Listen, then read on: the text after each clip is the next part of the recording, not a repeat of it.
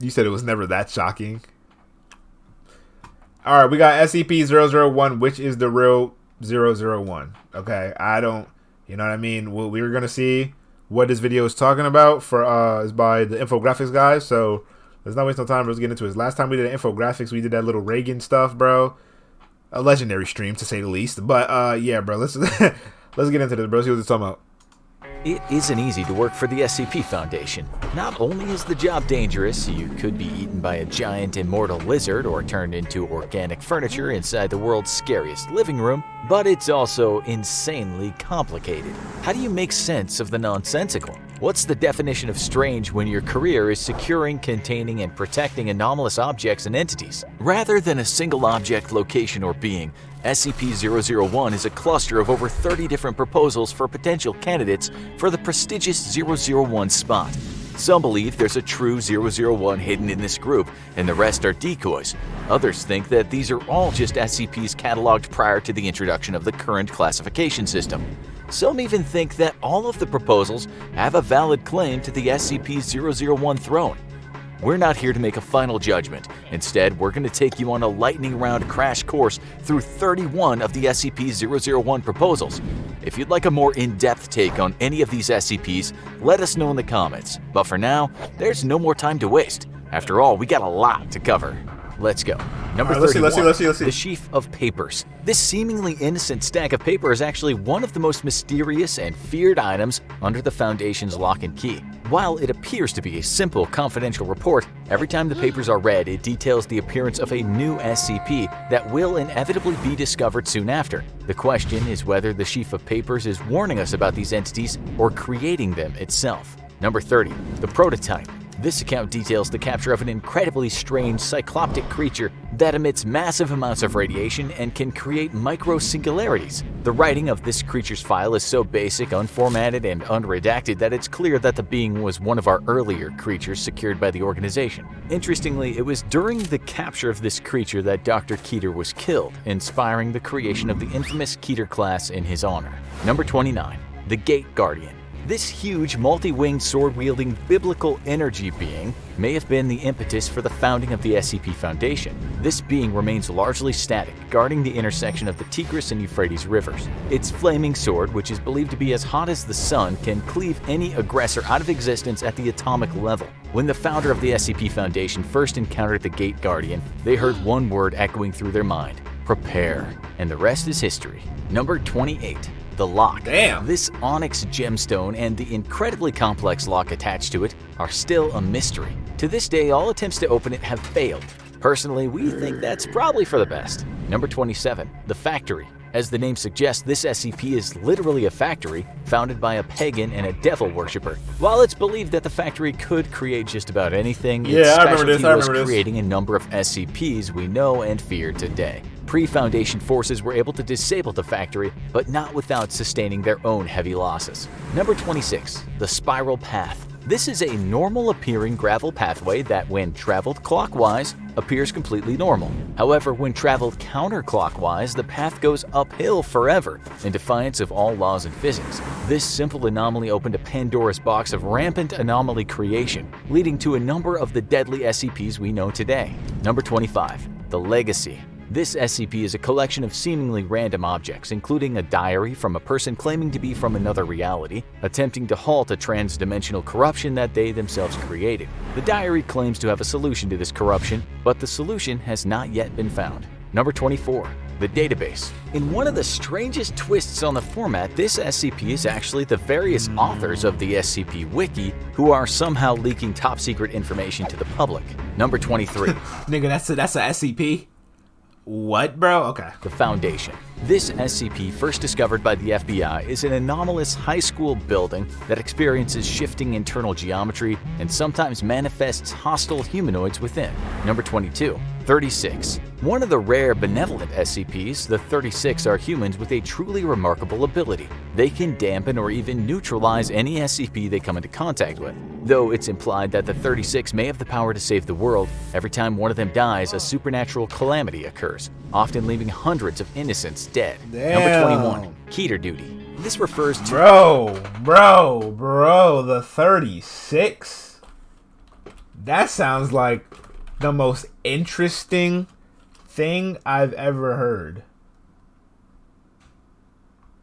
Bro.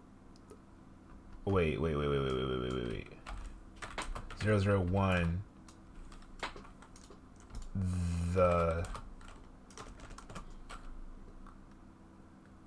Why has nobody made videos about this for real? Nobody has really made videos about this, bro. Are y'all good? This is like the best concept. Hey, bro, okay. To a containment facility largely filled with Keter-class SCPs, whose presence around each other creates a kind of mutually assured cancellation. If one of these SCPs breaches containment, that's bad news. But if all of them do, it'll produce a bubble of reality distortion that will fundamentally alter reality as we know it. For all we know, it may have even happened already. Number 20. Ouroboros. This is a proposal that's formed of 4 sub-proposals. Remember what we said about complicated? These sub-proposals include the children, 9 anomalous kids who emit radiation and have destructive potential when together, the broken god, aka Mechane, the god of metal, intelligence, and machines, Atonement, a researcher turned into a humanoid singularity with the power to destroy whole realities, and the way it ends, which isn't technically an SCP, but the tales of the Chaos Insurgency's quest to eliminate all the members of the Foundation's O5 Council. Number 19. A record. This is an SCP file slot that is itself an SCP. Whatever is written into this slot becomes true, and one ambitious researcher attempted to use this power to make herself into a kind of all-powerful god. Number 18. Past and future. These SCPs are a collection of powerful entities that despise humanity and are apparently the source of all anomalous phenomena, even making already dangerous SCPs deadlier than before. Much like the database, those pesky SCP wiki writers might have something to do with this. Number 17. The Consensus. This SCP refers to a reality restructuring event caused by an occult war in a previous reality. That's right, this SCP already won, and we're living in its new reality. The only people— That nigga got the EMS, the Turko Mangekyo Sharingan, Infinite Tsukiyomi. Okay, for sure. who remember the world as it once was are 13 people who now form the O5 Council, and not all of them are telling the truth about what they know. Number 16. When Day Breaks. This proposal details a potentially world-ending SCP phenomenon wherein the sun becomes hostile and begins to melt all living beings into a living wax-like substance. Number 15.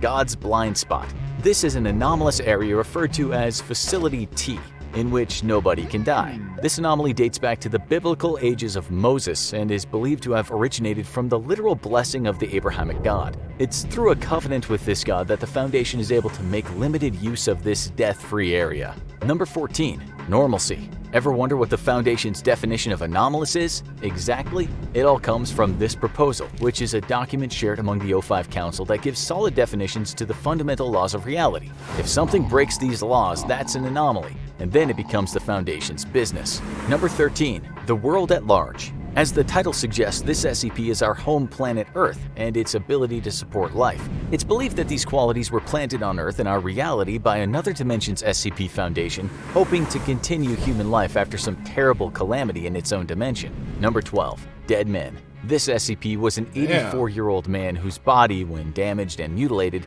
can affect the very processes of human death at large. Before his own death, he was used as a dangerous pawn in a civil war between O5 Command and the SCP Foundation Ethics Committee. Yeah, we were surprised to hear they had an ethics committee too.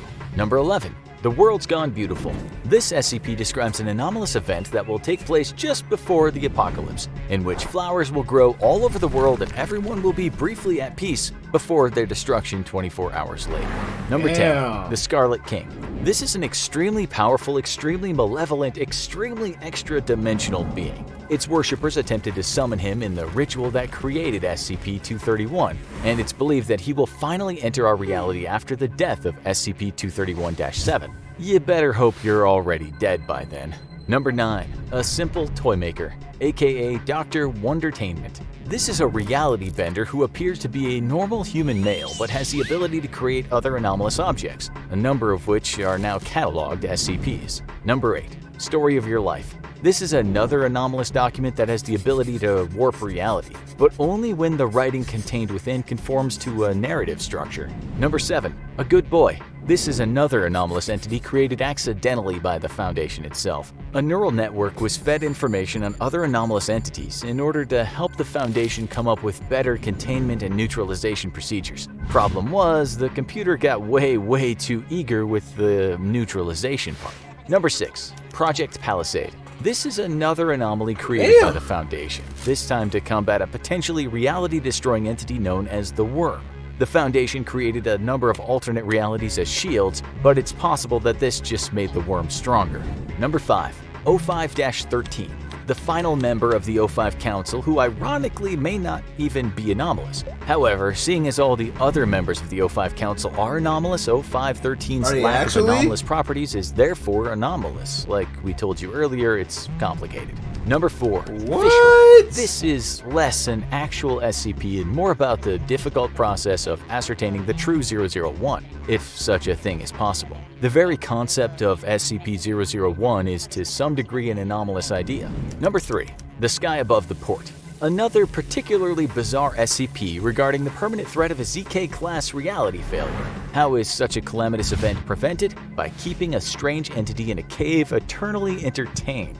The current proposed solution is keeping the entity entertained by allowing it to read its own eternally recursive Foundation file entry. Number 2. The solution. Another one of the most powerful anomalous items in the Foundation's control. The solution is a machine designed with the capability of fully collapsing reality into an event of end-of-world SCP containment breach, and then finally rebuilding reality to suit a given narrative. However, things took a cosmically dangerous turn when the machine began to act on its own. When the Foundation tried to reboot the machine, it broke and recreated reality with incomplete data. This is the world we exist in now, with no knowledge of what came before, and how it differed from the world we experience today. Finally, number 1. The TINDALOS Trinity.